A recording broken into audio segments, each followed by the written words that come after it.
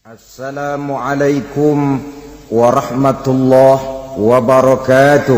Waalaikumsalam warahmatullahi wabarakatuh.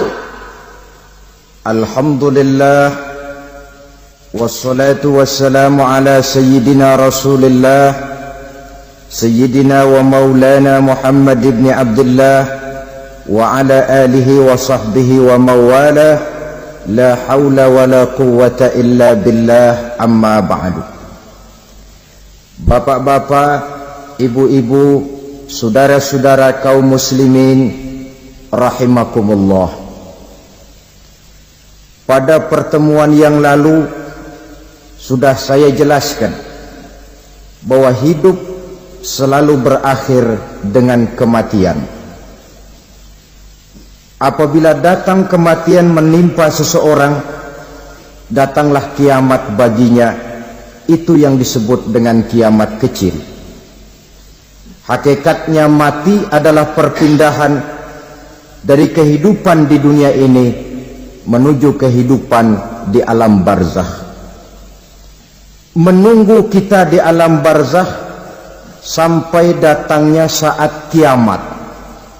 Entah 10 tahun, entah 100 tahun, entah 1000 tahun, hanya Allah saja yang maha tahu.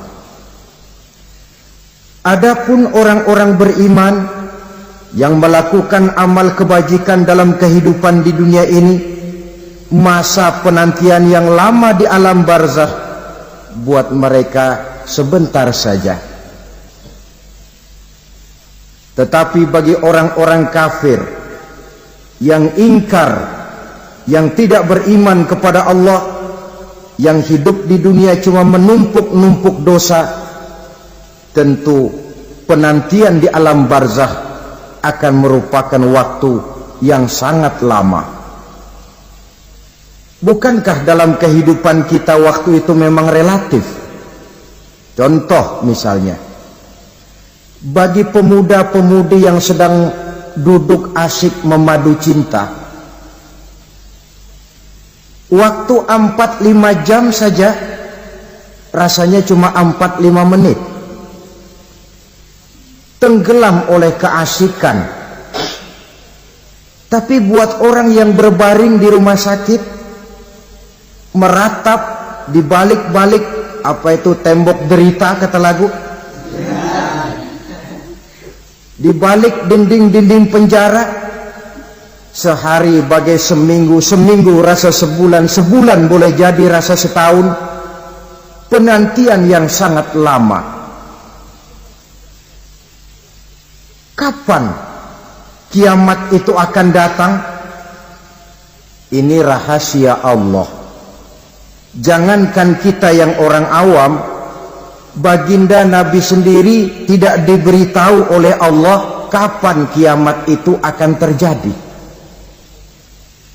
Tetapi sungguh pun demikian, banyak hadis-hadis yang menjelaskan ciri atau tanda-tanda datangnya kiamat. Nah, kalau sudah bicara soal tanda kiamat itu ada dua. Pertama yang disebut alamatus sughra, tanda-tanda kecil. Ini waktunya masih ada tenggang. Ada yang dinamakan alamatul kubra, tanda-tanda besar. Artinya kiamat sudah diambang pintu.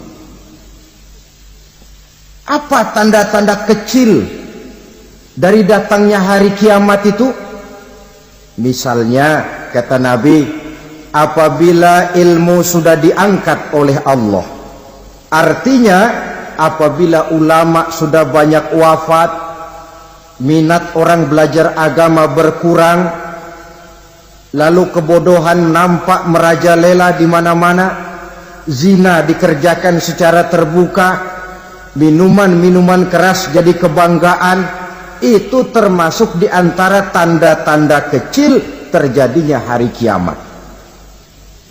Apalagi misalnya iza waladatil ammatu rabbataha, apabila budak sudah melahirkan tuan. Apa maksudnya? Ada yang mentafsirkan apabila anak sudah bisa membudaki orang tuanya. Orang tua yang melahirkan dia, yang membesarkan dia, demi setelah si anak besar jadi orang berpangkat, bertitel, berharta, berkedudukan, jadilah orang tua itu budaknya.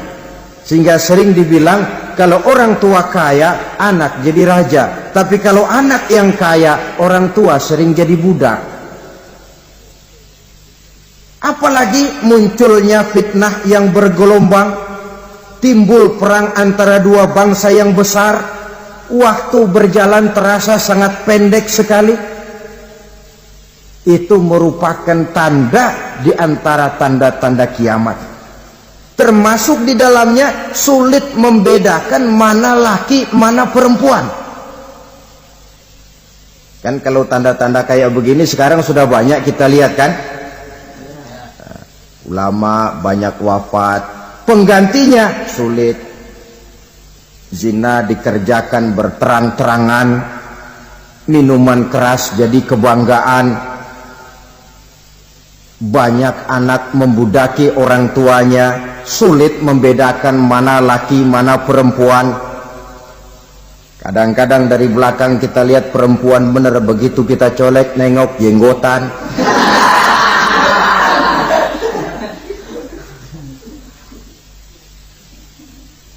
Ini termasuk tanda-tanda kecil, masih ada tenggang sampai akan terjadinya kiamat itu.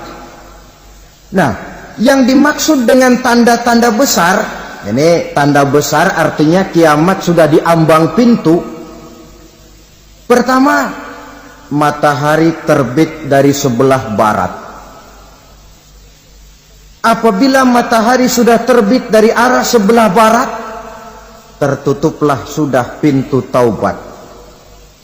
Bersabda Nabi kita, la taqumus sa'atu hatta tatlu'a syamsu min maghribiha. Tidak akan datang hari kiamat sampai matahari terbit dari arah sebelah barat.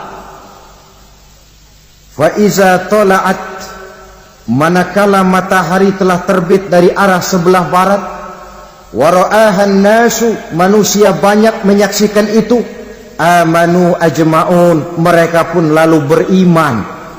Yang tadinya kafir, yang tadinya ingkar, yang tadinya membangkang, setelah melihat matahari terbit dari sebelah barat, buru-buru beriman, berlomba-lomba mengucap dua kalimat syahadat. Tapi apa yang terjadi? Kata Nabi, wadzalika hina la yanfa'u nafsan imanuha lam takun amanat min qabl. Hari itu adalah hari yang iman sudah tidak berguna lagi bagi seseorang apabila sebelumnya memang dia tidak pernah beriman. Au kasabat fi imaniha khaira, atau beriman tetapi tidak pernah melakukan kebajikan di dalam keimanannya itu. Hari yang sudah kasib, hari yang sudah terlambat, beriman tidak akan ada gunanya lagi. Ini pelajaran buat kita. Sebelum sang surya terbit dari sebelah barat, sebelum nafas sampai di tenggorokan, artinya pintu taubat masih terbuka. Kalau dua hal itu sudah terwujud, nafas sudah sampai di kerongkongan atau matahari sudah terbit dari arah sebelah barat, tertutuplah sudah pintu taubat. Tak ada lagi gunanya pangkat, jabatan, harta, bahkan beriman pun dalam suasana macam itu. Too late, kata orang Kulon. Sudah terlambat. Matahari terbit dari arah sebelah barat. Itu tanda besar, artinya kiamat sudah di ambang pintu. Lalu apalagi tanda besar? Munculnya Dajjal. Dajjal artinya pendusta-pendusta yang menyesatkan manusia. Ada dua macam Dajjal, saudara. Ada Dajjal kecil, ini Dajjal kelas teri. Kalau ini sejak zaman Rasulullah sudah ada itu. Tiap zaman ada. Di zaman Rasulullah misalnya ada yang bernama Aswad al-Unsi. dari Yaman. Ada yang namanya Musailamah Al-Kazzab dari Yamamah. Ada yang namanya Ibnu Sayyad dari Madinah. Ini dajjal-dajjal di zaman Rasul. Musailamatul Kazzab memproklamirkan diri jadi nabi dia. Di zaman Rasul masih hidup.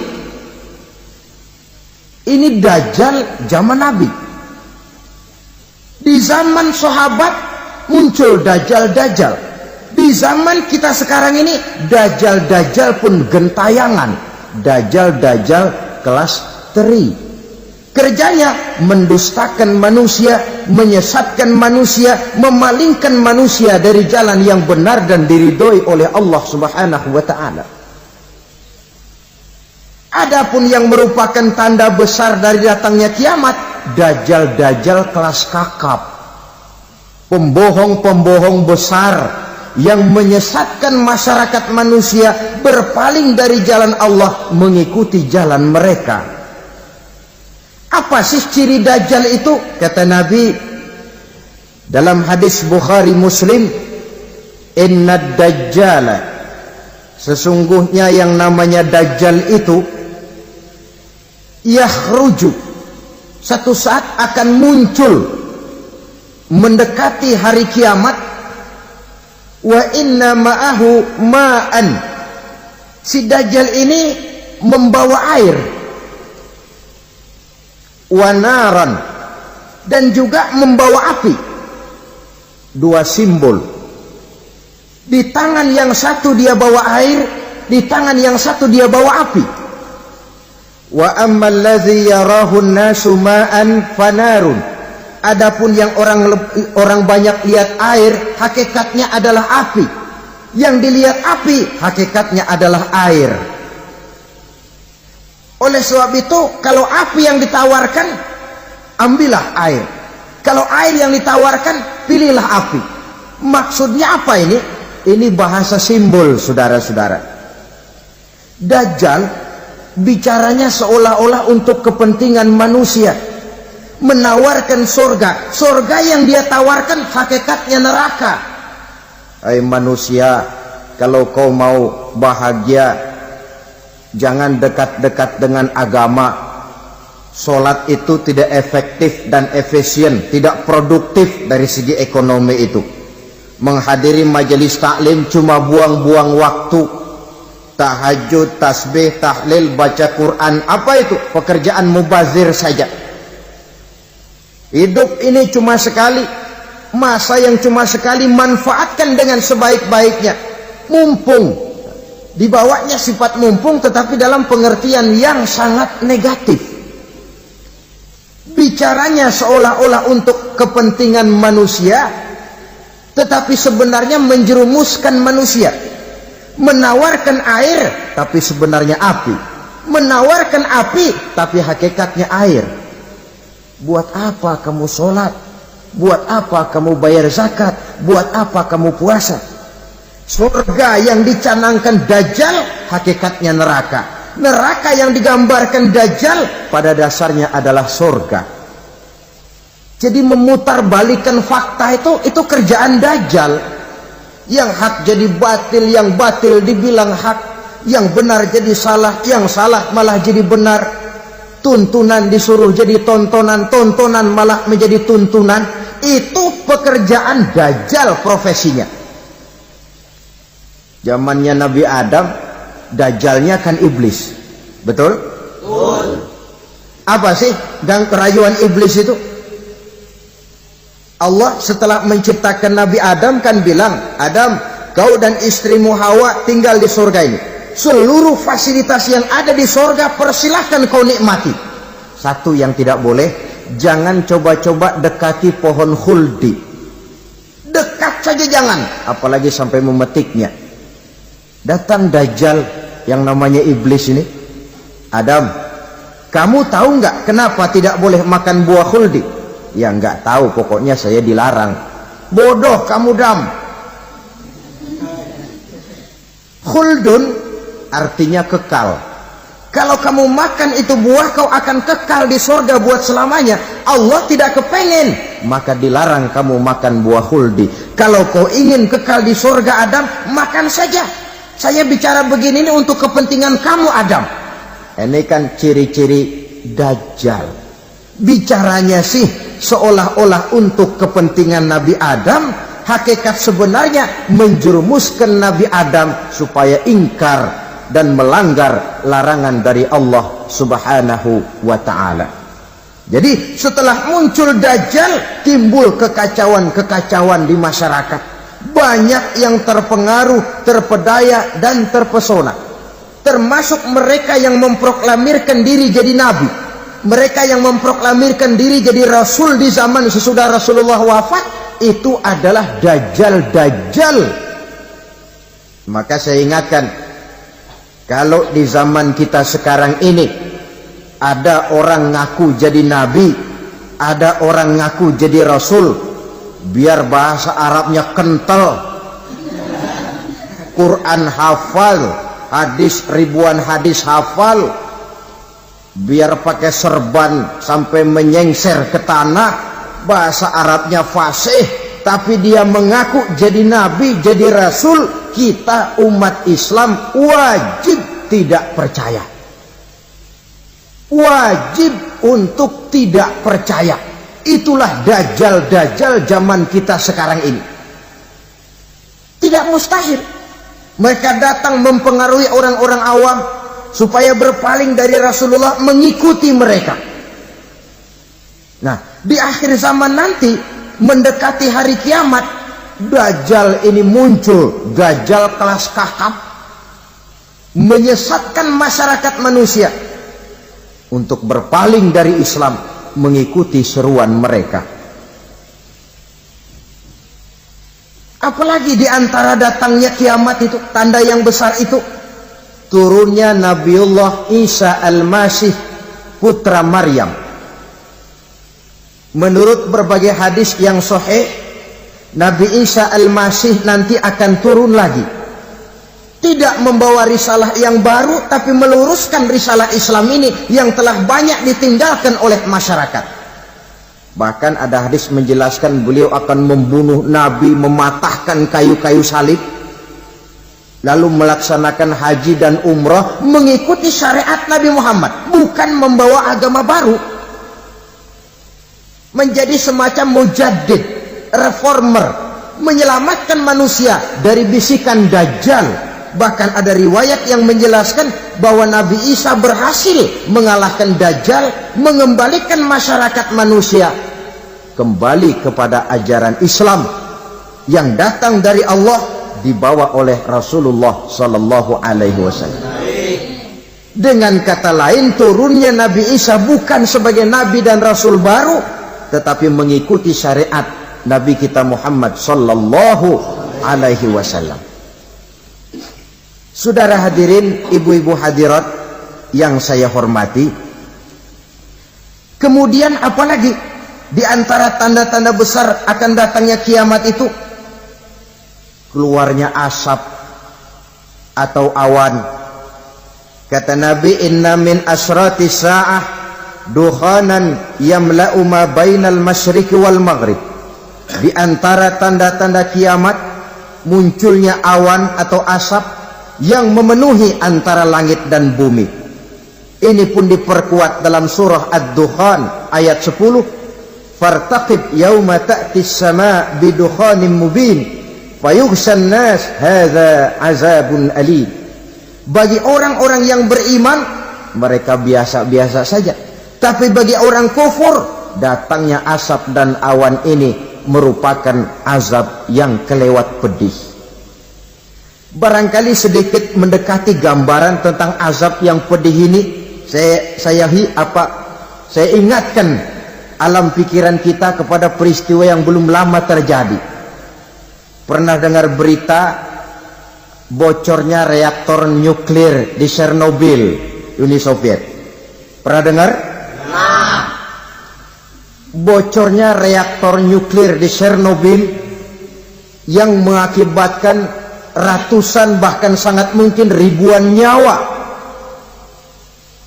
Cuma satu reaktor. Bagaimana kalau seluruh cadangan nuklir yang dimiliki oleh para negara adik kuasa ini diledakkan?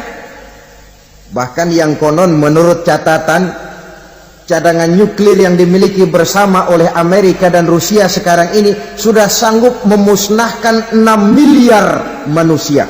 1,5 kali lebih banyak dari jumlah manusia yang nongkrong di permukaan bumi ini. Saudara-saudara hadirin yang saya hormati, lalu saat mendekati hari kiamat, apalagi tandanya? Setelah Nabi Isa wafat, pada saat turunnya yang kedua kali, lalu Allah meniupkan angin sejuk. Semua orang-orang beriman, orang-orang baik wafat, sehingga penghuni bumi ini cuma tinggal lagi terdiri dari orang-orang kafir. Tidak ada lagi di bumi ini yang bisa mengucapkan Allah.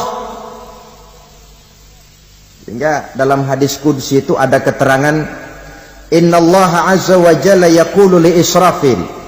Allah pernah pesan kepada malaikat Israfil, kata Allah, Israfil, iza sami'ta qailan yaqul Allah Allah fa akhirin nafah 40 sanatan ikraman liqailiha.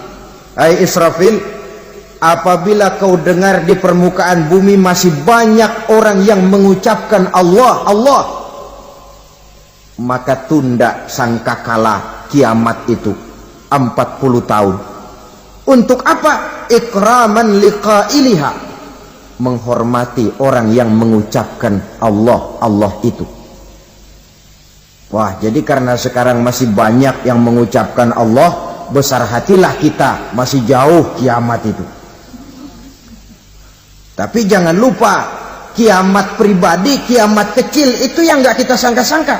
Ajal datang mencabut nyawa, itu kiamat pribadi, dan itu yang pasti kita hadapi, dan itu yang membuat kita tidak boleh bersikap main-main di dalam kehidupan sekarang ini. Saudara hadirin yang saya hormati, tidak ada lagi orang-orang muslim. Seluruh penduduk dunia ini kafir. Lalu terciptalah struktur sosial yang berlandaskan prinsip hidup semau gue. Bakal terjadilah prinsip di mana yang kaya menyantap yang miskin, yang kuat menindas yang lemah. Hidup sudah bagaikan di rimba belantara, berlaku hukum rimba. Siapa yang kuat dia yang menang, siapa yang lemah menjadi mangsa. Timbul kekacauan, maksiat merajalela, munkarat menjadi-jadi, sehingga isi bumi ini penuh dengan segala macam perbuatan dosa. Tidak ada perlunya lagi alam diperpanjang temponya. Datang saat yang sudah dijanjikan oleh Allah Azza wa Jalla, maka terjadilah yang disebut kiamat kubra, kiamat besar, kiamat hancur-hancuran. Bagaimana kejadian ini dimulai?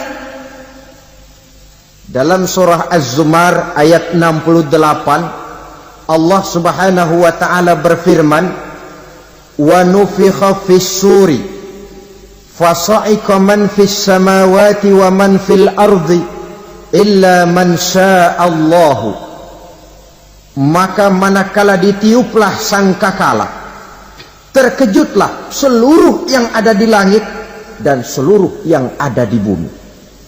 Bila saat kiamat datang, Allah perintah malaikat Israfil, Israfil, tiup sangkakalamu. Ditiuplah sangkakala oleh malaikat Israfil.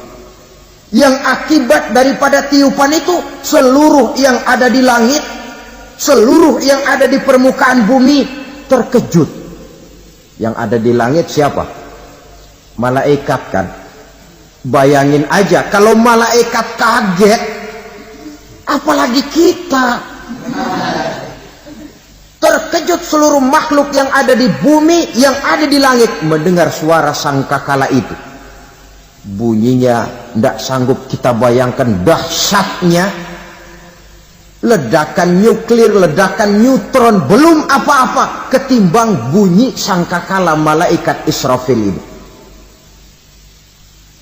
Nah, lalu mendengar bunyi sangkakala ini, gemparlah makhluk, kacaulah alam. Bumi gempa, planet-planet bertabrakan, gunung meletus, air laut tumpah ke darat, angin topan bertiup, halilintar menyambar. Lalu semua yang bernama hidup mati total. Mati bareng tanpa persiapan. La haula wala quwata illa billah. Saya kadang-kadang dalam tafakur bermohon, ya Allah, mudah-mudahan saya enggak nemuin kiamat beneran. Ngeri. Tidak bisa kita bayangkan macam apa suasana seperti itu. Allah saja banyak memberikan gambaran, misalnya Al-Qari'ah, wa mal qari'ah, wa ma adraka mal qari'ah. Kejadian yang menggemparkan.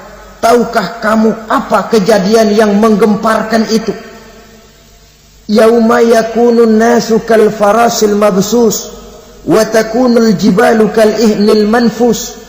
Pada saat itu manusia berterbangan bagai kupu-kupu, gunung berterbangan seperti kapas ditiup angin. Gunung saja macam kapas, konon lagi manusia. Kematian total, mulai semut sampai gajah mati, jin mati, iblis mati, malaikat mati. Malaikat saja mati. Saudara hadirin yang saya hormati, kematian total yang tanpa persiapan. Orang bilang, Pak, kalau mati bareng begitu yang repot malaikat maut dong ya. Cabut sana, cabut sini. Itu kalau menurut logika kita, mestinya begitu menurut logika. Tapi logika juga yang bilang nggak perlu serepot itu. Sebab untuk mematikan listrik di wilayah DKI, di wilayah Jakarta, nggak perlu tiap rumah didatengin matiin, ya lama. Cukup dari kantor pusatnya saja PLN, tekan satu tombol, gelaplah seluruh Jakarta. Saudara hadirin yang saya hormati, kematian total. Lalu setelah kematian total, planet-planet juga mati, dalam arti tidak bergerak dan beredar. Angin mati, dalam arti tidak bertiup. Air mati, dalam arti tidak ada riak gelombang. Pokoknya semua mati. Kullu nafsin za'iqatul maut, semua yang bernafas mati. Dalam ayat lain, kullu man 'alaiha fan, semua yang ada di permukaan bumi fana. Yang kekal cuma Allah Subhanahu wa ta'ala. Yang paling belakang mati malaikat maut dan malaikat Israfil. Tapi mati juga sesuai dengan janji Allah. Menurut hadis Bukhari Muslim dari Abi Hurairah, masa tenggang waktu antara kematian total pada tiupan sangkakala pertama dengan proses kebangkitan pada tiupan sangkakala kedua 40 lamanya. Tidak dijelaskan oleh Abi Hurairah 40 jam, apa 40 hari, apa 40 tahun. Hadis-hadis cuma menyebutkan 40 saja. Sunyi alam, yang tinggal cuma Allah saja lagi. Ketika itu Allah berseru-seru, katanya, limanil mulkul yauma. Siapa para penguasa hari ini? Mana itu raja-raja dan penguasa yang dulu mengaku jadi Tuhan? Fir'aun. Mana Fir'aun sekarang? Yang dulu jadi raja, merasa berhasil, sombong, lalu tidak mau turun-turun dari kekuasaannya. sampai kepada puncak kekurang ajarannya mengangkat diri jadi Tuhan. Mana itu Fir'aun? Namrus, mana sekarang Namrus? La ilaha illa ana, ternyata tidak ada Tuhan lain selain daripada aku, kata Allah.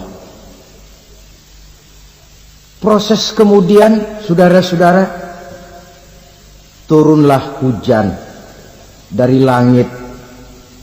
40 lamanya hujan itu, tidak jelas juga 40 jam apa 40 hari. Setelah air turun membasahi, datanglah tiupan sangkakala yang kedua. Semua yang bernama mati bangkit dari kuburnya masing-masing. Ini yang disebut Yaumul Ba'thi, hari kebangkitan. Allahu Akbar. Pada saat kita bangkit dari kubur kita masing-masing, kumpul di padang mahsyar namanya. Bayangin aja, saya sendiri nggak sanggup bayangin. Manusia sejak zaman Adam sampai zaman kiamat kumpul bareng di tempat sama. Berapa banyaknya itu?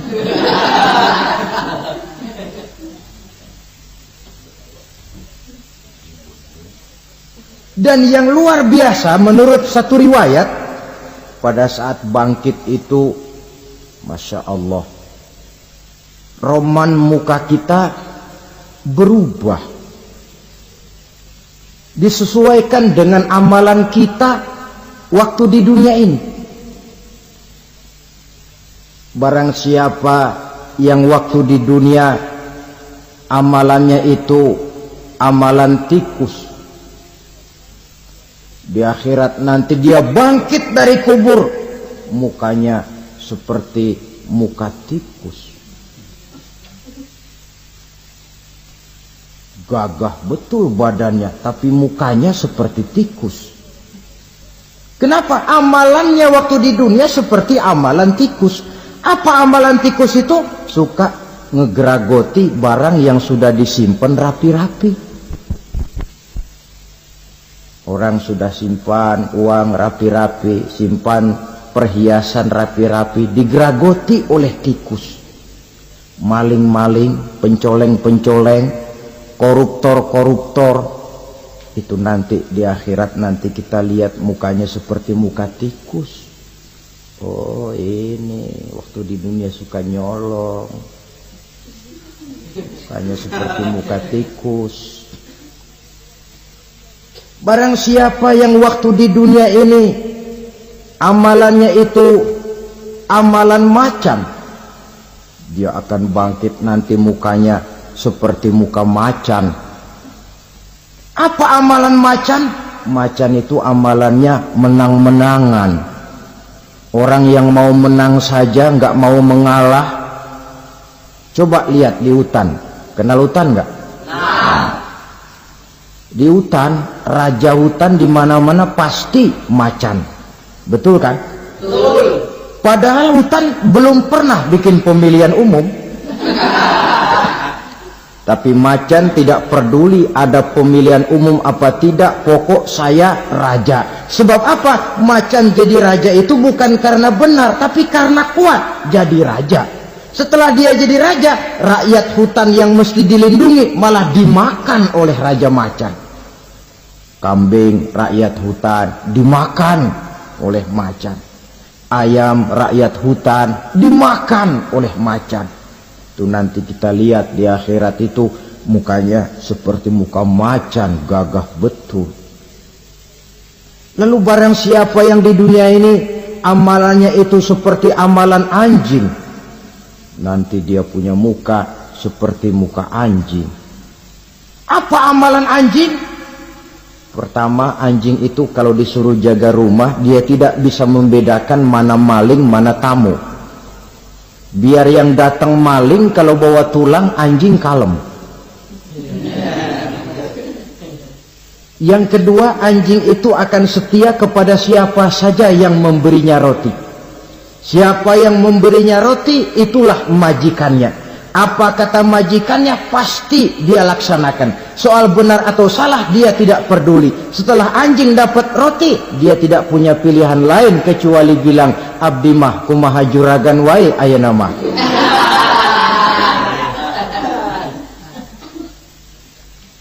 Saudara hadirin yang saya hormati, berkumpul di padang mahsyar, tiap orang sibuk dengan persoalannya masing-masing. Matahari waktu itu didekatkan oleh Allah, panas luar biasa. Ada yang saking panasnya itu mencucurkan peluh keringat sampai sebatas mata kakinya. Ada yang keringatnya sampai sedengkulnya, ada yang keringatnya sampai sepusatnya, ada yang keringatnya mengalir sampai sebahunya, ada yang kelelap oleh keringatnya sendiri, sementara orang di sampingnya nggak apa-apa. Bergantung lagi amalan dia waktu di dunia ini. Saudara-saudara, sebagian orang dalam kepanikan padang mahsyar berombong-rombong datang mereka menghadap Nabi Adam. Ya Adam, anta abal bashar. Hai Adam, Tuhan adalah bapak moyang manusia. Kami sebentar lagi akan disidang, dimintakan pertanggungan jawab. Tolonglah kami, hai Adam. Kata Nabi Adam, jangankan nolongin sampean, saya sendiri tanggung jawab di hadapan Allah. Ketika dulu tidak boleh makan khuldi, saya serobot. Sudahlah, urus diri masing-masing saja, nafsi. Begitu kata Nabi Nuh, begitu kata Nabi Ibrahim. Tiap orang bertanggung jawab sendiri-sendiri. Ketika itulah saudara-saudara, nikmatnya menjadi umat Nabi besar Muhammad sallallahu alaihi wasallam. Sebab apa? Walaupun menurut abjad kita ini umat paling belakang, paling belakang kita ini toh, karena Nabi Muhammad adalah Nabi akhir, tapi akan dihisap lebih dulu, lewat di atas sirat lebih dulu, masuk surga lebih dahulu ketimbang umat-umat belakangan. Ketika Rasul mendekati ajal, beliau tanyakan itu kepada malaikat Jibril. Malaikat Jibril berkata, Muhammad jangan khawatir, Allah sudah berjanji, inni haramtul jannata ala sairil anbiya hatta tadkhulaha anta wa haramtuha ala sairil umami hatta tadkhulaha ummatuka. Surga aku haramkan buat seluruh nabi kecuali kalau engkau Muhammad sudah masuk ke dalamnya, dan surga aku haramkan buat seluruh umat kecuali kalau umatmu Muhammad sudah masuk ke dalamnya. Logikanya, walaupun menurut abjad kita umat paling belakang, bakal dihisap paling dulu, lewat di atas sirat paling dulu, masuk surga paling dulu, kalau mampir ke neraka juga paling dulu. Ya resiko. Jangan mau enaknya aja paling dulu. Saudara hadirin yang saya hormati, setelah masa kebangkitan itu jangan dikira begitu bangkit langsung diperiksa. Masih menunggu menanti ribuan tahun perhitungan padang mahsyar untuk sampai kepada proses yang disebut yaumul hisab, hari perhitungan. Seorang demi seorang bakal dipanggil. Bayangkan saja, kita se-RT saja di absen, kadang-kadang perlu waktu lama. Ini manusia sejak zaman Nabi Adam sampai datang hari kiamat, satu demi satu disidang di hadapan Qadhi Rabbul Jalil. Status sosial copot sudah waktu itu. Yang pernah jadi hartawan di situ tidak lagi kelihatan kehartawanannya. Yang pernah jadi jenderal tidak lagi dipanggil jenderalnya. Yang ustadz tidak lagi dipanggil al-mukarramnya. Seluruh status sosial selesai. Dipanggillah kita seorang demi seorang menghadap Qadhi Rabbul Jalil. Bagaimana proses penghisaban itu? Pertama, proses tanya jawab. Di antaranya ada hadis menyatakan, lan tazula qadama 'abdin yaumal qiyamah hatta yus'ala an arba'i khisalin. Besok di hari kiamat tidak akan bergeser telapak kaki seorang hamba sampai dia ditanya lebih dulu tentang 4 persoalan. Tentang ilmunya. Kemana ilmu itu diamalkan? Tentang umurnya. Di mana umur itu dihabiskan? Tentang masa mudanya. Kemana masa muda itu dipakai? Tentang hartanya. Dari mana harta itu didapat dan kemana harta itu dibelanjakan. Ini termasuk proses tanya jawab. Jadi kalau istilah pengadilan dunia, nama Fulan bin Fulan. Kamu waktu di dunia diberikan umur panjang untuk apa? Pernah mengalami masa muda, kemana kau habiskan masa remajamu? Kau diamanahkan ilmu, dengan apa ilmumu kau amalkan? Kau diberikan harta, dari mana harta kau dapat, kemana kau belanjakan? Tak seorang pun yang bisa mungkir. Sebab apa? Dikala itu yang menjadi saksi bukan orang. Yang menjadi saksi adalah seluruh anggota badan kita. Tangan bicara, kaki jadi saksi terhadap seluruh amalan yang pernah kita kerjakan pada saat kehidupan di alam dunia ini. Selesai proses tanya jawab, lalu diperlihatkan buku catatan kita waktu hidup di dunia ini. Jangan lupa Allah itu menyiapkan 2 superkomputer kepada kita. Sebelah ditempelin sebelah kanan, yang sebelah tempelin di sebelah kiri. Komputer itu namanya Raqib dan Atid. 2 malaikat yang apabila baik kita lakukan, refleks saja akan menulis kebajikan kita. Jahat kita kerjakan, akan tertulis. Catatan itu nanti diperlihatkan kepada kita. Waduh, alangkah malunya pada saat diperlihatkan catatan kita, buku rapot kita merah melulu.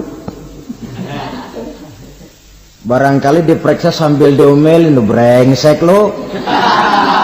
Buku merah melulu begini, bagaimana waktu hidup di dunia? Tidak cukup diperlihatkan buku catatan kehidupan, rekaman kehidupan. Rekaman kehidupan kita secara utuh sejak terlahir sampai ajal datang merenggut nyawa. Barangkali mirip dengan video sekarang ini, di mana terekam dengan baik seluruh kegiatan kita sejak yang sekecil-kecilnya sampai kepada yang sebesar-besarnya. Untuk kemudian kita pun menerima balasan. In khairan fa khairun wa in syarran fa syarrun. Kalau baik ya baik balasannya, kalau jahat ya jahat juga balasannya. Catatan-catatan kita diberikan. Kalau banyak kebajikannya diberikan di tangan kanan dengan cara yang halus. Kalau banyak kejahatannya diberikan dari sebelah kiri atau dilempar dari belakang. Itulah sebabnya sejak di dunia ini kita sudah mohon kepada Allah. Ketika berwudu membasuh tangan kanan, apa kita bilang? Allahumma a'tini kitabi biyamini wa hasibni hisaban yasira. Ya Allah, berikan saya kitab di tangan kanan, dan kalau saya memang perlu dihisap, hisaplah saya yang seringan-ringannya. Tangan kiri berlindung kita kepada Allah, jangan sampai diberikan kitab di tangan kiri atau dari arah sebelah belakang. Wa a'udzubika an tu'tiya kitabi bishimali aw min wara'i zuhri, dari arah sebelah belakang. Na'udzubillah min dzalik. Setelah selesai lewat proses penghisaban, lewat mizan, timbangan, maka yang sudah selesai dihisab itu bergeraklah menuju sirat, jembatan yang terbentang menuju surga melalui neraka. Saudara-saudara, panjangnya perjalanan sirat itu memakan waktu ratusan tahun. Tetapi orang yang lewat di atas sirat pun macam-macam, bergantung amalannya ketika di dunia ini. Ada yang lewat di atas sirat itu kal barqil khatib, seperti kilat yang menyambar, lep, sudah sampai dia di surga. Cepat bukan main. Ada yang lewat di atas sirat itu seperti orang lari-lari. Ada yang lewat di atas sirat itu seperti orang jalan biasa. Ada yang sambil merangkak, ada yang sambil ngesor, ada yang sambil gelayutan, ada yang selamat sampai ke ujung ke surga, ada yang tergelincir jatuh masuk ke dalam neraka, bergantung amalannya dalam kehidupan di dunia sekarang ini. Tiap kita akan melewati yang namanya sirat ini. Saudara-saudara kaum muslimin yang saya hormati, dengan demikian mereka yang selamat melalui sirat sampai ke terminal akhir surga, mereka yang ketika dihisab ternyata banyak kejahatannya daripada kebaikannya, mereka singgah di dalam neraka. Nah, adapun orang-orang yang beriman menurut ayat Quran dan hadis Nabi itu nanti ada bermacam-macam. Ada orang beriman itu yang dimasukkan surga. Ada orang beriman itu yang dimasukkan ke dalam surga. Ada orang beriman itu yang disebut penduduk surga. Kenapa lain-lain, Pak? Karena waktu di dunia amalannya juga lain-lain. Ada orang beriman yang masuk surga. Ini paling murah tiketnya. Mau masuk surga? Kata Nabi begini, ma min abdin qala la ilaha illallah thumma mata ala dhalik illa dakhalal jannah. Kalau seorang hamba sudah mengucap dua kalimat syahadat, dia yakin dengan kebenaran kalimat itu sampai matinya, orang itu akan masuk surga. Abi Dzar yang waktu itu diajak bicara heran, ya Rasul kok gampang betul? Iya, walaupun orang itu mencuri, iya, walaupun orang itu berzina, iya. Biar dia mencuri, biar dia berzina, kalau dia sudah mengucap dua kalimat syahadat, dia yakin dengan kebenaran kalimat itu sampai matinya, itu orang akan masuk surga.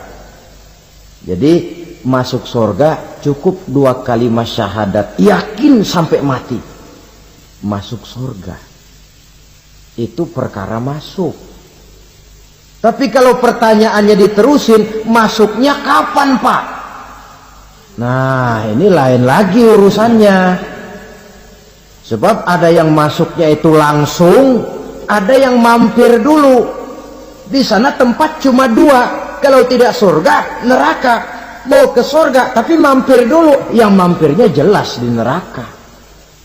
Kenapa? Dalam hadis qudsi ada riwayat, nanti itu di akhirat, setelah Allah selesai mengatur penduduk surga masuk surga, yang neraka masuk neraka, Allah berkata kepada malaikat Malik, malaikat Malik, labaik ya Allah, itu bajingan-bajingan tengik, manusia-manusia durjana yang waktu di dunia tidak mau sujud, jauh dari ulama, gemar melakukan yang munkarat dan maksiat, hidup di tengah masyarakat selalu jadi bibit keonaran, kufur, sudah masuk neraka semua. Sudah ya Allah. Nah, kalau sudah, coba sekarang kamu masuk, Malik. Saya, iya, masuk neraka. Mau apa ya Allah? Kata Allah, akhriju minan nar man kana fi qalbihi misqala habatin min khardalin min iman. Kau masuk neraka, cari di dalam neraka orang-orang yang ada imannya walaupun kecil sebesar biji zarah, angkat mereka keluar. Masuk malaikat Malik ke neraka, cari orang yang ada imannya, korek-korek. Ya repot, udah pada gosong. Yang ada imannya diangkat ke atas, yang ada imannya diangkat ke atas, lalu dimandikan di Nahrul Hayat, namanya sungai kehidupan di akhirat nanti. Cakep lagi rupanya, bersih lagi wajahnya, apel di hadapan Allah. Kata Allah, bagaimana mas? Kapok nggak sampean? Kapok ya Allah. Nah, kalau kapok, idhab fadkhulil jannah, pergi masuk surga sana. Berangkat mereka ke surga, ketemu sama teman-temannya yang udah sampai lebih dulu, yang nggak pakai mampir lagi. Terjadi dialog. Kata teman-temannya yang udah pada nyampe duluan, mas, iya, emang baru sampai? Saya baru sampai. Memang mampir di mana dulu mas? Kita sudah lama sampai di surga. Saudara buka surah Al-Muddathir ayat 34-35. Ma salakakum fis saqar? Kenapa kamu mampir di neraka Saqar? Qalu lam naku minal musallin. Mereka menjawab, kami mampir di neraka Saqar mas, gara-gara dulunya kami waktu di dunia ndak pernah sholat. Ndak pernah sholat? Ndak pernah. Karena rumahnya dekat masjid, cuma dekat doang mas. Sholat mah enggak saya. Nggak pernah ngasih makan fakir miskin, nggak pernah hadir di majelis taklim, pendeknya nggak pernah melakukan kebajikan, maka saya pun mampir di neraka Saqar. Untung betul saya punya iman mas, sedikit. Waktu hidup di dunia dulu saya pernah mengucap 2 kalimat syahadat, sekali-kalinya waktu mau kawin. Masya Allah. Untung saja kawin, kalau nggak kawin polos.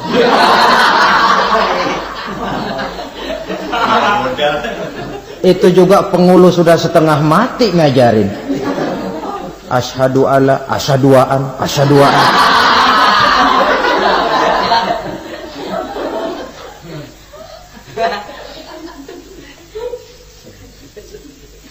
Ini namanya masuk surga, ada mampir dulu.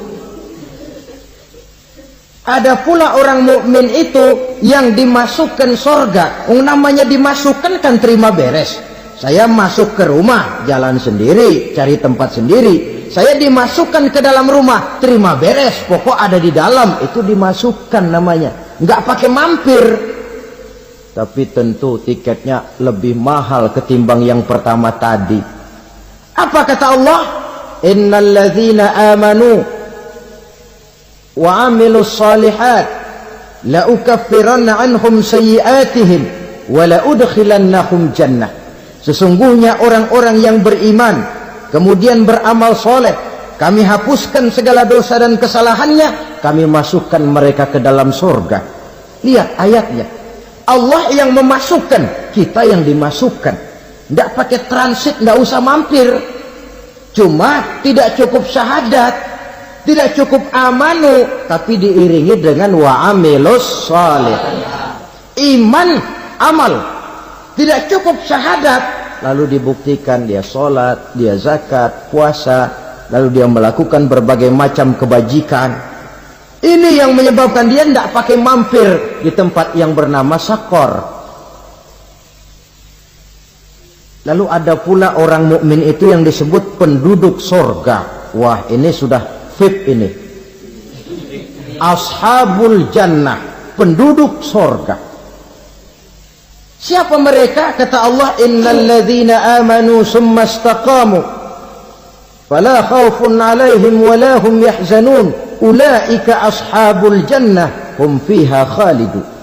Sesungguhnya orang-orang yang beriman lalu istiqamah, tetap dalam melaksanakan perintah Allah, tidak goyah, tidak labil tapi stabil, istiqamah, mereka tidak takut dan tidak bersedih hati. Merekalah penduduk surga. Iman, istiqamah. Tidak punya duit, sembahyang. Banyak duit, sembahyang. Miskin, sembahyang. Kaya, tetap sembahyang. Istiqamah. Kadang orang kalau susah rajin ke masjid, banyak duitnya ngelihat masjid melengos. Itu yang dibilang waktu miskin hamba Allah, setelah kaya jadi hamba harta. Bergeser, tidak ada nilai istiqomahnya. Saudara-saudara, dengan begitu penduduk neraka itu dua. Ada penduduk permanen, ada penduduk yang semi permanen. Yang semi permanen orang-orang beriman yang mempunyai dosa besar. Mereka masuk ke neraka untuk menerima azab sesuai dengan dosanya. Bila selesai masa azab itu, mereka akan diangkat untuk ditempatkan kembali ke dalam surganya Allah Subhanahu wa ta'ala. Nah, dikala itulah saudara-saudara ada yang disebut syafaat dari Rasulullah Sallallahu Alaihi Wasallam. Tapi tentu jangan lupa syafaat ini ibarat kain menambal dia. Kita punya kain bolong-bolong sedikit, syafaat yang menambal. Solat kita ada kurang dikit, sedekah kita ada campur riak dikit, amalan kita ada tidak karena Allah dikit, kita berharap syafaat. Jadi biarlah kain masih bolong-bolong, yang penting punya kain. Tapi kalau kainnya tidak ada, yang ditambal apanya?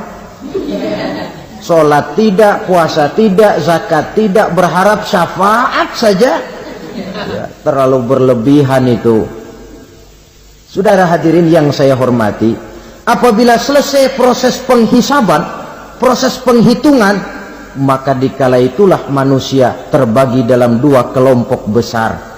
Fariqun fil jannah wa fariqun fis sa'ir. Sekelompok orang-orang beruntung yang masuk ke dalam surga, dan sekelompok lagi masuk ke dalam neraka. Akan memakan waktu untuk menceritakan sifat surga dan neraka, tapi insya Allah pada kesempatan pertemuan lain saya sampaikan. Namun sebagai gambaran umum cukuplah saya sampaikan sebuah hadis qudsi.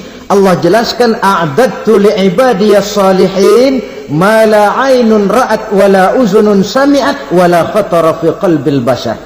Aku sediakan buat hamba-hambaku yang soleh, yang tidak pernah terlihat oleh mata, tidak pernah terdengar oleh telinga, dan belum pernah terdetik dalam hati manusia. Jadi kenikmatan surga belum pernah dilihat mata, belum pernah didengar telinga, belum pernah terdetik dalam hati.